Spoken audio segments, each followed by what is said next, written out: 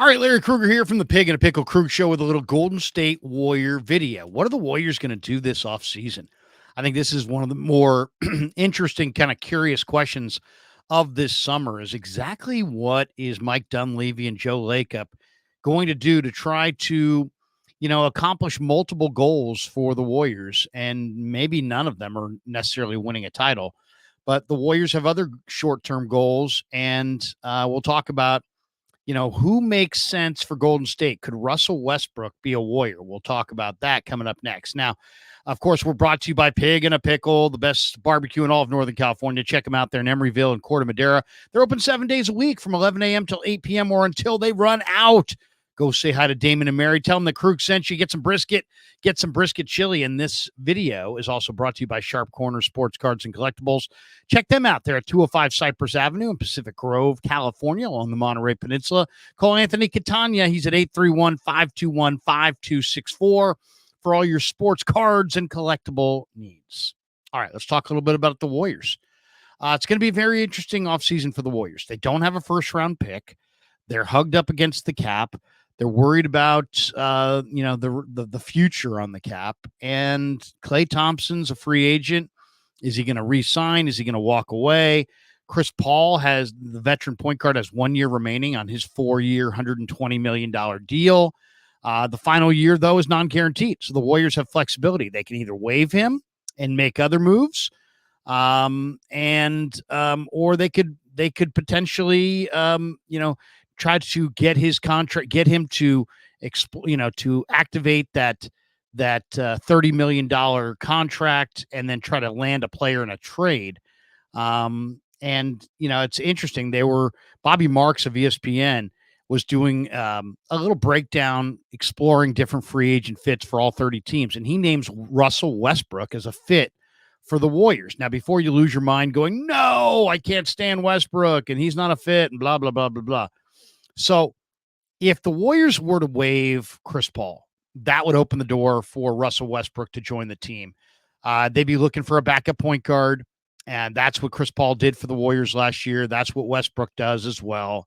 I think Westbrook would be a better fit for the Warriors style than Paul. Paul plays a slow down, half-court, methodical game. Westbrook likes to run and gun and get out on the break and move. That much more fits the Warriors style than Chris Paul does. But, it's interesting. Paul's got a $30 million contract, and that could help the Warriors land a player in a trade if they wanted to make a big splash on the trade market and then try to attach some draft picks to Chris Paul as well, and then use him as an ability to acquire a $30 million player in a salary match.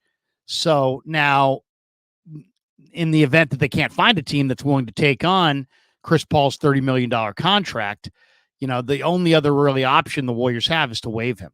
And that is probably what they're going to do. Joe Lacob went on the Tim Kawakami show and said that the Warriors want to dip below the luxury tax entirely in the 2024-2025 season that's upcoming.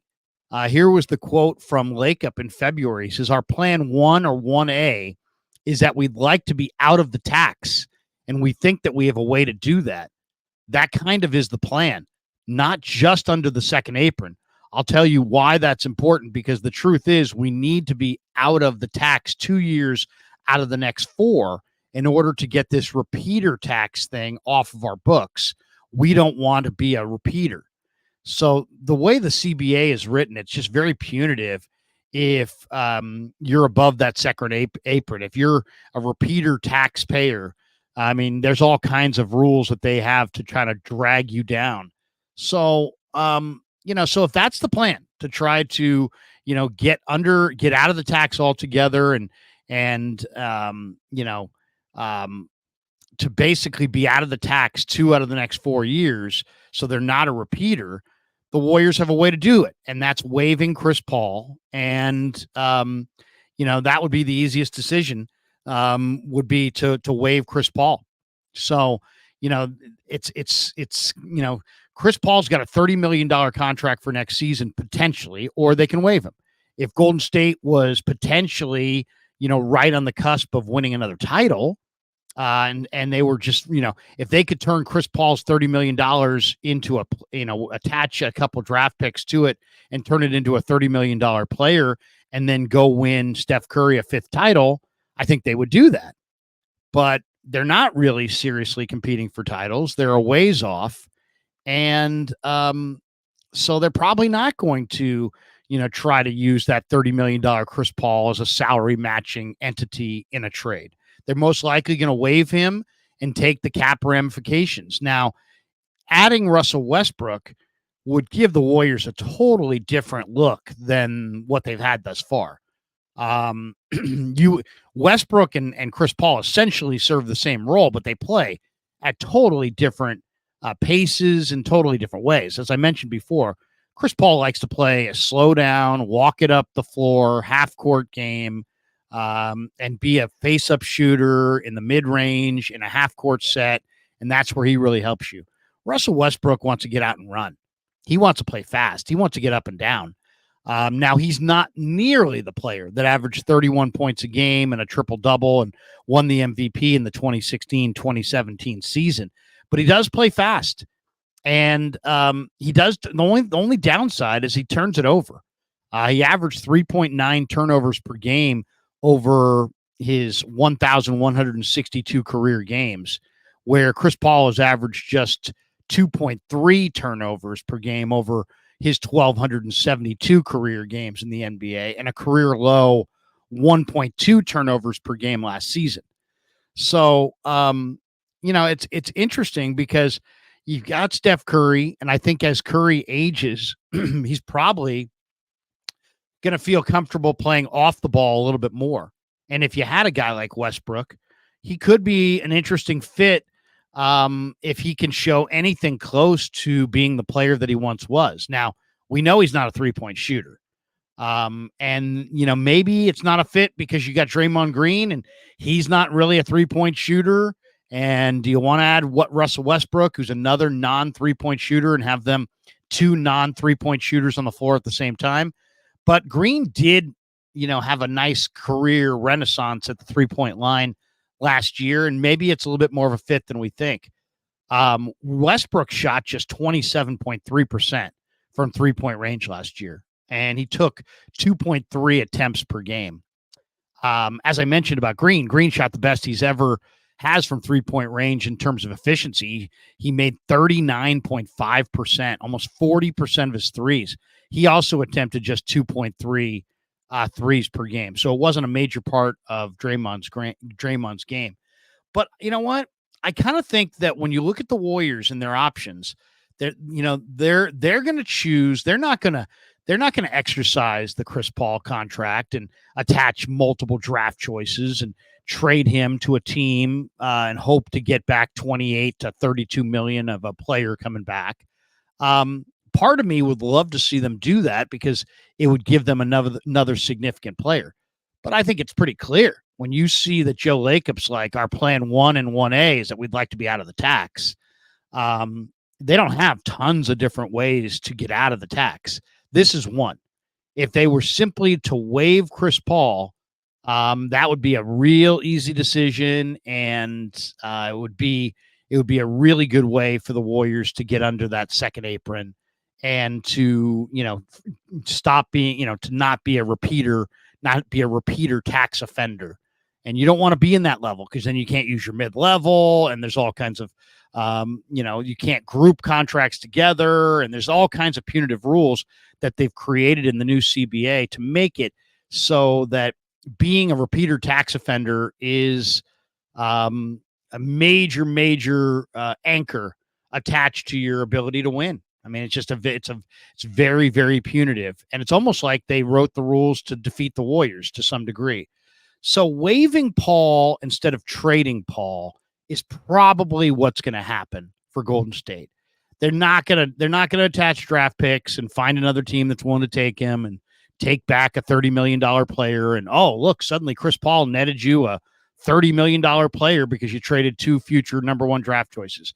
I don't think that's the plan. I think it's simply to waive Chris Paul, get down the road. So if you waive Chris Paul and you can go, sign a veteran to replace Paul, a guy like Westbrook would not be a bad choice. He's got the ability to score. He's got the ability to play up tempo. He can play the fast break style that the Warriors like to play. He can take the ball out of Steph's hands and let Steph play off the ball a little bit more. Um, I know Russell Westbrook, in a lot of ways, in the minds of many Warriors fans, is the diametric opposite to the Warriors' philosophy of, share the ball, space the floor. But he does get up and down, and he can score, and he can create for others, and he can penetrate and get in the lane and kick it out to Steph on the perimeter. If Klay Thompson comes back, he can kick it out to Steph or Klay on the perimeter. It's like there's been many, many years where Russell Westbrook was a great player in the NBA, and yet he really didn't fit Golden State. He came into the league as a 20-year-old in the 2008-2009 season. The season that's upcoming, the 24-25 season, he'll be 36. He's a thoroughbred as far as he's kept himself in amazing shape. He can get up and down. He played this last year with the Clippers, played pretty well for them at times. He's 6'4", 200 pounds. And I think in some ways at this point in history, this point in his career, that I think that, he might be a guy that could help Golden State a little bit. He's averaged for his career 21.7 points per game. This last year for the Clippers, he averaged 11 points a game. He averaged 7.1 rebounds throughout his career. Last year, 5. 8.1 assists per game. Last year, 4.5. His field goal percentage last year was a little bit higher than his career average of 43.8. It was 45.4. His career three-point shooting percentage is 30%. He shot 27% this last year, slightly below. His free throw percentage career is 78%. He shot 69% this last year. So, he's not the same player that he was, and who would be at 35. But he doesn't play the same minute load. Throughout the bulk of his career, you're talking about a guy who played, in his MVP seasons, 36 minutes a night. He played 22 minutes a night last year for the Clippers, 30 the year prior to that, 28 the year prior to that. So you're talking about a guy who's going to play 20 minutes off the bench, play up tempo, play on the ball, get out and run, allow Steph to play off the ball. Is it a perfect fit? No, but you know what? I don't think the Warriors are going to get too many perfect situations this offseason. But what it is it's a guy who can score and a guy who can get up and down and play a fast pace and allow Steph to play off the ball a little bit from time to time, especially if Klay moves on. You may want to have Steph at two guard playing off the ball a little bit. And I think Westbrook could be a good fit. I think he absolutely could be at this point a good fit. Now, is he going to help them win a title? No.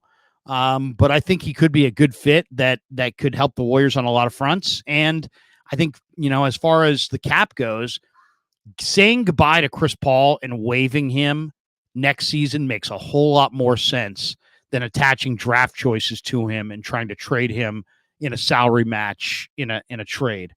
That does not really address the Warriors' plan to be out of the tax. So when Joe Lacob says, we got a plan to get out of the tax, I think the plan is to say goodbye to Russell Westbrook. I think when they first traded, Poole for Paul, it was like, okay, let's see what, it's kind of like the KD thing with D'Lo. Let's see what they turned D'Lo into, two pretty nice players in Kuminga as a draft pick and Wiggins. That worked out to be a very nice trade for Bob Myers. So I think when the Poole for Paul trade was made, I think a lot of people assumed, well, maybe this is a way that a year from now they can flip Paul and turn Paul into a $30 million player and maybe all is not lost. But I think the Warriors were looking at it as, let's trade Poole for Paul as a way to just hit the financial reset button on their cap, on avoiding repeater tax, so on and so forth. But I like it. In this scenario where you're waiving Paul and you're looking for a backup point guard, I think Russell Westbrook in his age 36 season makes a lot of sense. Love to hear your comments below. I know there's a lot of Warrior fans that are just screaming, no, I don't want to ever see Russell Westbrook in a Warrior uniform. But when you really think about all the different factors and factor in the cap and the cap savings and avoiding the repeater tax and all that goes into that and what that means significantly for the team and their ability to build in the years ahead. I think in a lot of ways, waiving Chris Paul and signing Russell Westbrook makes a lot of sense for Golden State. Tell me what you think in the comments below. Thanks to Pig and a Pickle for being the title sponsor of the Krug Show. Thanks to Sharp Corner Sports Cards and Collectibles for sponsoring this video. And thanks to all of you guys for supporting the Krug Show on YouTube.